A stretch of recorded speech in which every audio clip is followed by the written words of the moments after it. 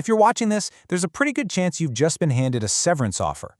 And let's be honest, it's a tough, kind of confusing moment. Making the right call feels like everything.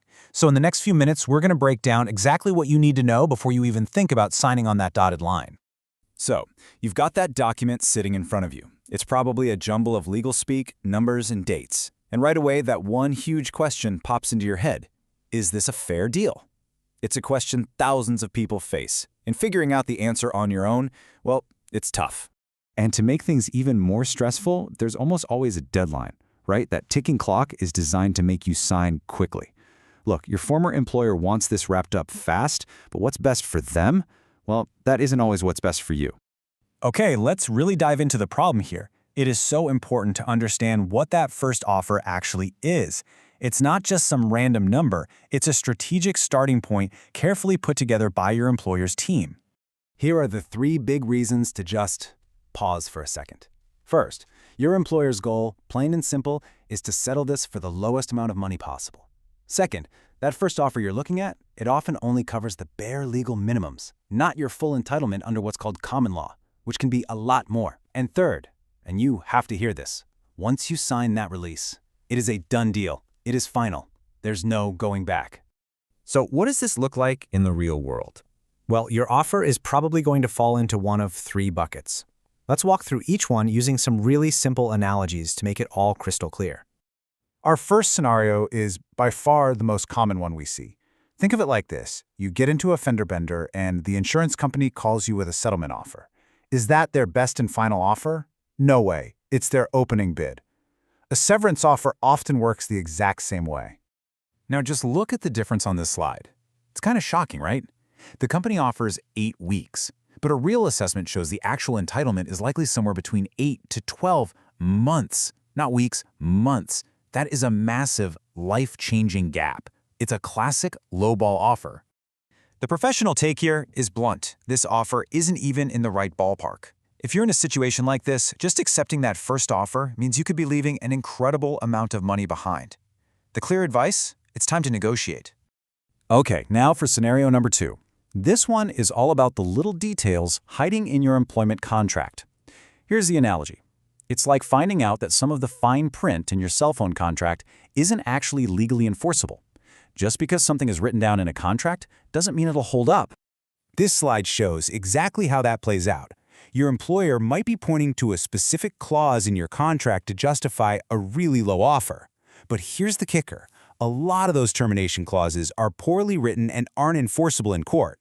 And if that clause is invalid, well, so is the lowball offer that's based on it. So the crucial takeaway is that you have to verify if that clause is even valid, An expert review can spot these issues right away. This is something that absolutely needs a professional set of eyes on it before you make a single move. Finally, let's look at the best-case scenario. Sometimes getting a review isn't about fighting for more money. It's about getting peace of mind. The perfect analogy is when you go to trade in your car, and the dealer offers you the exact Kelley Blue Book value. You're not trying to squeeze out more, you just feel good knowing you got a fair deal. And this slide shows that perfectly. The offer is for 3 months, and the estimated fair range is between 2 and 4 months. See? It's right there in the sweet spot. It's a reasonable offer. In this case, the review just confirms that the offer is fair. And that gives you the confidence you need to sign the papers and start focusing on your next chapter, knowing you weren't taken advantage of. Honestly, that certainty is priceless.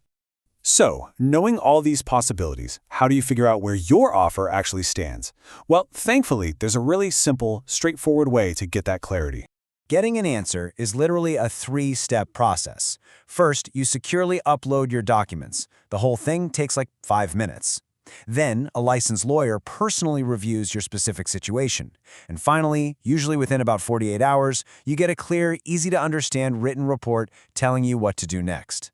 And all of this leads to that final step, making your decision.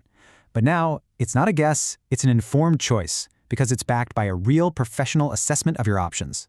And a huge part of this is being upfront about cost. It's a flat fee, $999. That's it. No retainers, no hidden fees, no surprises. You know exactly what you're paying for right from the very start. And there are 2 main options. The first is the review itself, which gives you that clear yes or no recommendation. The second option adds a professionally drafted demand letter on top of that, which is a powerful tool you can use to start negotiations if that's the right move. And the impact can be huge. Just listen to this from JK, a senior project manager. They were offered 6 weeks, but after the review, they found out how low that actually was. In their own words, that knowledge changed everything.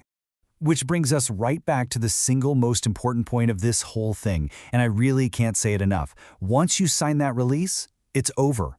The chance to really understand your options and maybe get a much better outcome, it's gone, for good. So we'll end with this one question. I know that deadline is probably coming up fast and you're feeling the pressure, but before you pick up that pen, just ask yourself, are you absolutely certain you know what you might be leaving on the table? Getting the answer to that question could truly make all the difference.